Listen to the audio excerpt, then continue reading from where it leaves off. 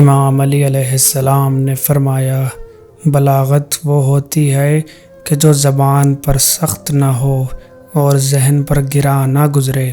امام علی علیہ السلام نے فرمایا کہ اگر بندہ اپنی موت اور اس کی تیز رفتاری کو دیکھ لے تو کسی قسم کی آرزو کو پسند نہ کرے۔ امام علی علیہ السلام نے فرمایا، عورت کی خوبصورتی اس کے چہرے میں ہے اور مرد کی خوبصورتی اس کی گفتگو میں۔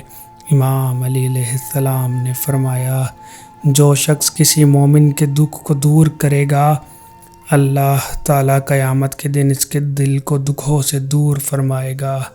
امام علی علیہ السلام نے فرمایا، حلم اور بردباری جیسی کوئی عزت نہیں۔ امام علی علیہ السلام نے فرمایا، جسم کی پرورش کھانا کھانا ہے جبکہ روح کی پرورش دوسروں کو کھانا کھلانا ہے۔ امام علی علیہ السلام نے فرمایا، مجھے تعجب ہوتا ہے اس شخص پر کہ جو اپنی اوپر والی ذات سے تو رحم کی امید رکھتا ہے لیکن اپنے سے نیچے والوں پر رحم نہیں کرتا۔ اپنے سے نیچے والوں پر رحم نہیں کرتا۔